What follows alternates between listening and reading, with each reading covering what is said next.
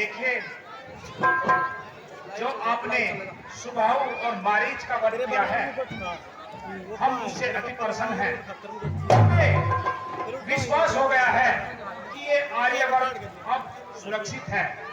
गुरुदेव, कहिए। तो मेरा कर्तव्य था गुरुदेव।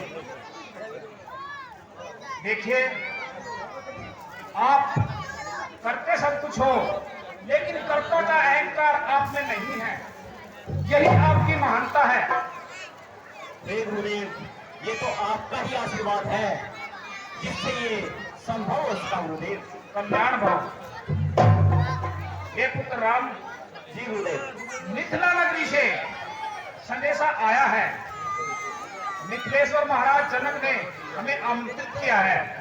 हम चाहते हैं कि हम वहां आप दोनों को लेकर चले। तो इस बारे में आपका क्या विचार है? जो गुरुदेव की आज्ञा हो वही सर्वमान्य होगी गुरुदेव। तो ठीक है, हम ऐसा करते हैं, हम मिथिला के लिए प्रस्थान करते हैं। जी गुरुदेव। आइए। ये देखिए पुत्र लक्ष्मण, ये देखिए, ये पतित पावनी गंगा का किनारा। इस गंगा को पृथ्वी लोक में लाने का कार्य भी आपके पूर्वजों ने ही किया है। महाराज भगीरथ जी इसको पृथ्वी पे लाए थे। तो आप गंगा को प्रणाम कीजिए।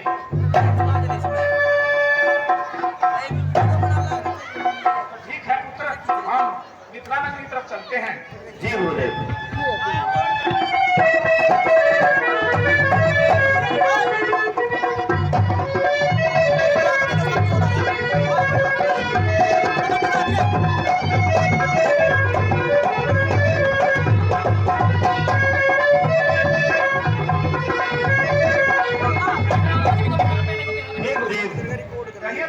ये कैसा दुर्गम स्थान है।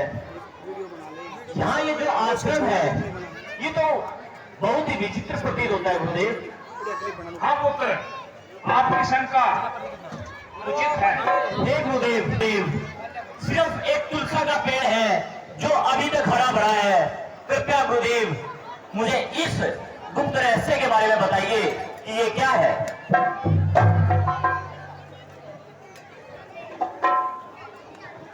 मेरी माताएं बहनें ध्यान दें, ये तुलसा का पेड़।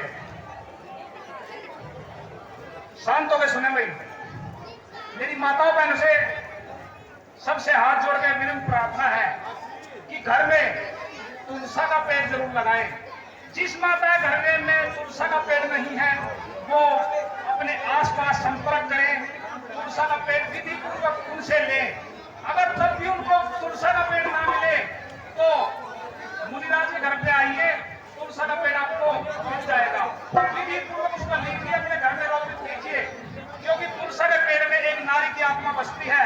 तो मेरी सभी माताओं बहनों से हाथ जोड़कर प्रार्थना है कि अपने घर में तुलसा का पेड़ जरूर लगाएं। बोलो श्री रामचंद्र की। ये पुत्र राम जी गुरुदेव। देखिए, जो ये तुलसा का पेड़ है इसमें एक नारी की आत्मा है।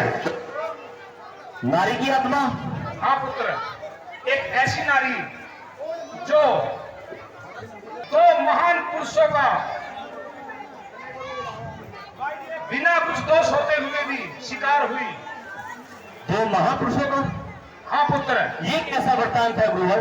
तो सुनिए, समझाइए। तो सुनिए पुत्र। जी गुरुदेव। वो महान पुरुष, एक देवराज इंद्र और दूसरा इस अहिल्या रूपी नारी का पति गौतम ऋषि। बात बहुत पुरानी समय की है। देवी अहिल्या अति परम सुंदरी थी। एक बार देवराज इंद्र ने उनको देखा और वो उन पे आसक्त हो गए। तो उन्होंने छल पूर्वक कुछ मन में सोचा और एक दिन जैसे ही ऋषि गौतम प्रातः को स्नान के लिए गए तो देवराज इंद्र ऋषि गौतम का ही रूप बना के अहिल्या कुटी में प्रवेश कर गए। जैसे ही ऋषि गौतम स्नान करके वापस आए और उन्होंने अपने ही रूप को अहिल्या कुटी से बाहर निकलते हुए देखा तो वो सब रहस्य समझ गए और उन्होंने क्रोध में आकर देवराज इंद्र को श्राप दे दिया और उन्हें विफल कर दिया। तभी अहिल्या कुटी से बाहर आई, वो भी अपने पति के दो रूप देखकर सारा रहस्य समझ गई, लेकिन ऋषि गौतम ने क्रोधवश आके उन्हें श्राप दे दिया और उन्हें एक पाषाण शिला में बदल दिया। हे पुत्र राम, देखिए ये वही पाषाण शिला है जो बहुत समय से किसी का इंतजार कर रही है। कहिए गुरुदेव। हे पुत्र, जी गुरुदेव। ये पाषाण शिला जो है उनका इंतजार कर रही है जो गिरे हुए को उठाते हैं। तो हे पुत्र राम, आप आइए और अपने चरण स्पर्श से इस पाषाण रूपी अहिल्या का उद्धार कीजिए। जो आ गया गुरुदेव। कल्याण भाव।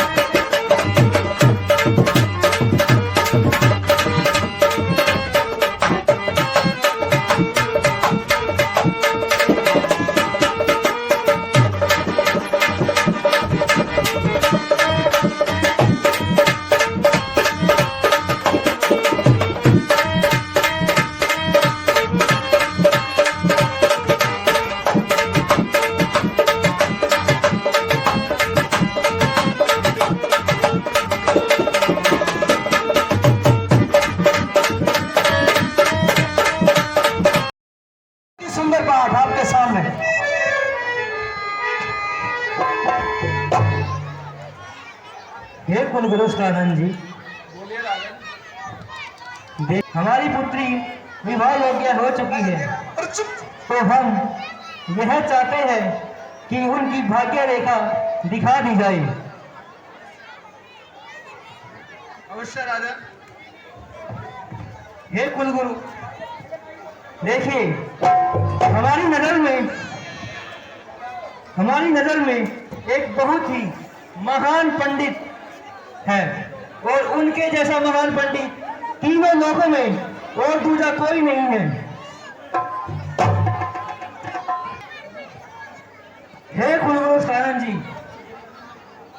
लंका के राजा रावण एक बहुत ही महान पंडित है, और उनके जैसा दूसरा महान पंडित तीनों लोगों में कोई नहीं है। तो हम चाहते हैं कि उनसे हमारी पुत्री सीता की भाग्य रेखा दिखाई जाए। मंत्री,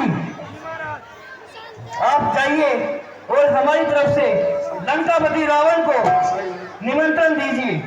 जो आज्ञा महाराज।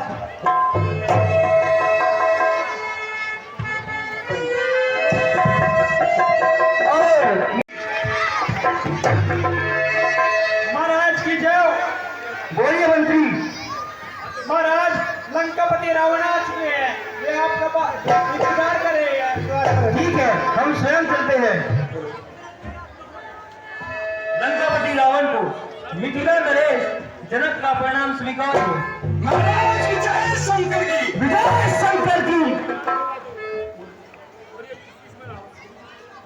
तो हे राजन, कहिए आज इस लंकेश को किस प्रसंग के लिए याद किया है? हे लंकेश, आप तो जानते ही हैं, फिर भी हम आपको बताते हैं कि हमारी पुत्री सीता विवाह योग्य हो गई है। हम उनकी भाग्य रेखा आपको दिखाना चाहते हैं। राजन, एक पिता का सर्वप्रथम यही कर्तव्य होता है कि जब उसकी पुत्री विवाह के लायक हो जाती है तो जो कर्तव्य हुआ करते हैं वो संपूर्ण किए जाते हैं। तो हे राजन, हम आपकी पुत्री का हस्तरेखा अवश्य देखेंगे, परंतु जो बातें होंगी राजन वो अति सत्य होंगी, और सत्य कहीं ना कहीं कटुली हो सकता है। और जो सत्य होता है राजन वो कहीं ना कहीं कटु हो सकता है। पर मैं आपसे एक अनुरोध करता हूँ राजन कि जब ये बातें होंगी तो आप अपने मुखमंडल की इस दीप्ति रोशनी को ऐसा ही जगायमान रखना। हे लंकेश, आप निश्चिंत होकर बताना, हम अवश्य सुनेंगे। चाहे सत्य कितना भी कड़वा हो, हम उसे ध्यान पूर्वक सुनेंगे। पर राजन, बात तो यह भी सत्य है कि सत्य भले ही कटु हो, परंतु सत्यता को कोई ठुकरा नहीं सकता। तो जो बातें होंगी, जो वार्ता होंगी वो अत्यंत सत्य और परिपूर्ण होंगी। तो राजन ध्यान पूर्वक सुनिएगा। तो आप अपनी पुत्री सीता को बुलाइए, हम उनकी हस्तरेखा अवश्य देखेंगे। अवश्य। मंत्री, मंत्री जी महाराज। आप जाइए और हमारी पुत्री को आदर पूर्वक दरबार में लेकर आइए। जो आज्ञा महाराज।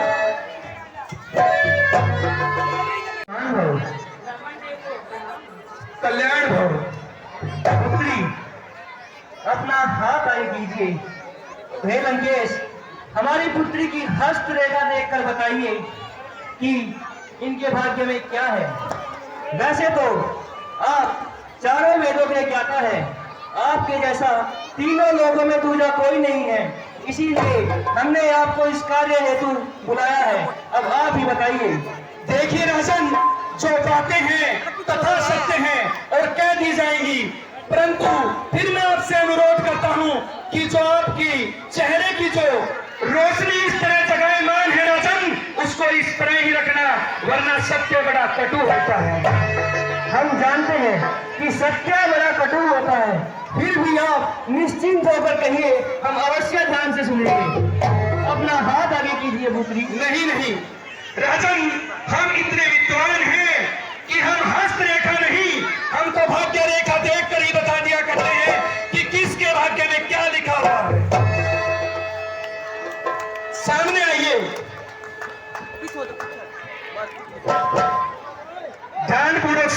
विषय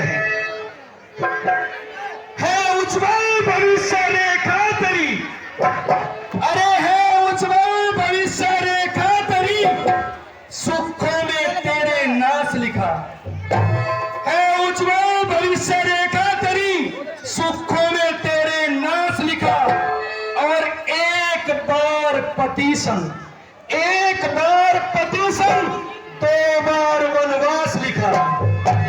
एक बार पति संग और 2 बार वनवास लिखा। फिर होगा कभी हरण तेरा, अरे फिर होगा कभी हरण तेरा, महलों में ना तेरा वास लिखा। ऐ सीते तेरे हाथों, ऐ सीते तेरे हाथों, उस लंकपति का नाश लिखा। तो राजन, जो बातें सत्य थी वो हमने कह डाली है, और हमने आपसे पहले भी अनुरोध किया था कि जो बातें होंगी वो अत्यंत सत्य होंगी, वो कटु भी हो सकती हैं। तो आप अपने चेहरे को प्रकाशमान रखना राजन, जो बातें थी कह डाली। ठीक है राजन, आपने ठीक कहा। विश्राम करें। अभी आप विश्राम कीजिए। ठीक है राजन।